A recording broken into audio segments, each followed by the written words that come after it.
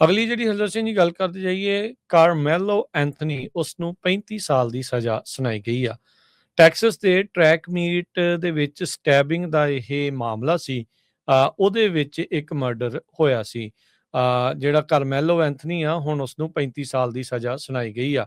19 ਸਾਲ ਦਾ ਇਹ ਮੁੰਡਾ ਸੀਗਾ, ਤੇ ਕਹਿੰਦੇ ਵੀ ਇਸਨੇ ਜਿਹੜੀ ਫੇਟਲ ਸਟੈਬਿੰਗ ਆ ਉਹ ਕੀਤੀ ਆ। ਹੁਣ ਇਸ ਨੂੰ 35 ਸਾਲ ਦੀ ਸਜ਼ਾ ਜਿਹੜੀ ਪ੍ਰਿਜ਼ਨ ਦੇ ਵਿੱਚ ਸੁਣਾਈ ਗਈ ਆ। ਫਰਸਟ ਡਿਗਰੀ ਮਰਡਰ ਦੇ ਵਿੱਚ ਜਿਹੜਾ ਹਰਜੋਤ ਸਿੰਘ ਜੀ ਸੁਣਾਇਆ ਸੀ। 17 ਸਾਲਾ ਆਸਟਿਨ ਮੈਟਕਲਿਫ ਨੂੰ ਕਹਿੰਦੇ ਵੀ ਇਸਨੇ ਮਾਰ ਮੁਕਾਇਆ ਸੀਗਾ। ਕਹਿੰਦੇ ਜਿਹੜੇ ਪ੍ਰੋਸੀਕਿਊਟਰਸ ਆ ਉਹਨਾਂ ਨੇ ਕਿਹਾ ਵੀ ਇੱਕ ਸੈਂਸਲੈਸ ਪਲੇਨ ਐਂਡ ਸਿੰਪਲ ਮਰਡਰ ਸੀਗਾ।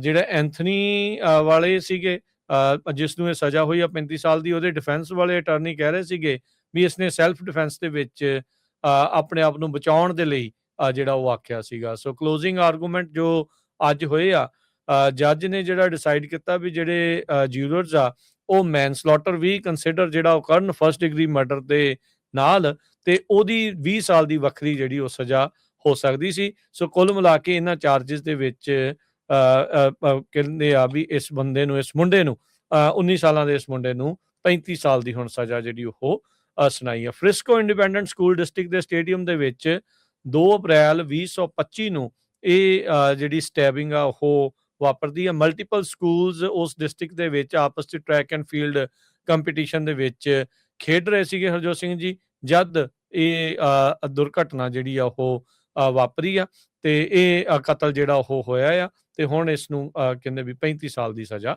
ਸੁਣਾ ਦਿੱਤੀ ਗਈ। ਅਗਲੀ ਜਿਹੜੀ ਹਰਜੋਤ ਸਿੰਘ ਜੀ ਗੱਲ ਕਰਦੇ ਜਾਈਏ, ਕਾਰਮੈਲੋ ਐਂਥਨੀ ਉਸਨੂੰ 35 ਸਾਲ ਦੀ ਸਜ਼ਾ ਸੁਣਾਈ ਗਈ ਆ। ਟੈਕਸਸ ਦੇ ਟਰੈਕ ਮੀਟ ਦੇ ਵਿੱਚ ਸਟੈਬਿੰਗ ਦਾ ਇਹ ਮਾਮਲਾ ਸੀ। ਉਹਦੇ ਵਿੱਚ ਇੱਕ ਮਰਡਰ ਹੋਇਆ ਸੀ। ਜਿਹੜਾ ਕਾਰਮੈਲੋ ਐਂਥਨੀ ਆ, ਹੁਣ ਉਸਨੂੰ 35 ਸਾਲ ਦੀ ਸਜ਼ਾ ਸੁਣਾਈ ਗਈ ਆ। 19 ਸਾਲ ਦਾ ਇਹ ਮੁੰਡਾ ਸੀਗਾ, ਤੇ ਕਹਿੰਦੇ ਵੀ ਇਸਨੇ ਜਿਹੜੀ ਫੇਟਲ ਸਟੈਬਿੰਗ ਆ ਉਹ ਕੀਤੀ ਆ। ਹੁਣ ਇਸ ਨੂੰ 35 ਸਾਲ ਦੀ ਸਜ਼ਾ ਜਿਹੜੀ ਪ੍ਰਿਜ਼ਨ ਦੇ ਵਿੱਚ ਸੁਣਾਈ ਗਈ ਆ। ਫਰਸਟ ਡਿਗਰੀ ਮਰਡਰ ਦੇ ਵਿੱਚ ਜਿਹੜਾ ਹਰਜੋਤ ਸਿੰਘ ਜੀ ਸੁਣਾਇਆ ਸੀ। 17 ਸਾਲਾ ਆਸਟਿਨ ਮੈਟਕਲਿਫ ਨੂੰ ਕਹਿੰਦੇ ਵੀ ਇਸਨੇ ਮਾਰ ਮੁਕਾਇਆ ਸੀਗਾ। ਕਹਿੰਦੇ ਜਿਹੜੇ ਪ੍ਰੋਸੀਕਿਊਟਰਸ ਆ ਉਹਨਾਂ ਨੇ ਕਿਹਾ ਵੀ ਇੱਕ ਸੈਂਸਲੈਸ ਪਲੇਨ ਐਂਡ ਸਿੰਪਲ ਮਰਡਰ ਸੀਗਾ।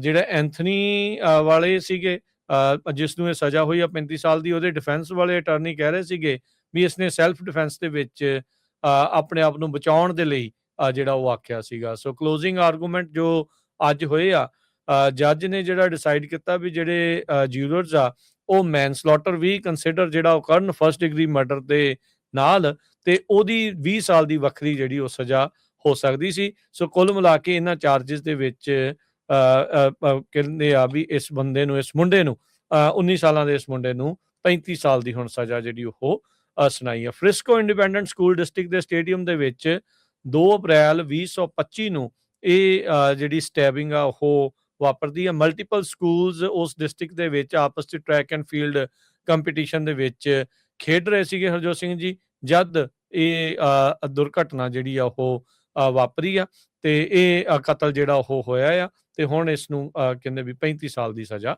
ਸੁਣਾ ਦਿੱਤੀ ਗਈ।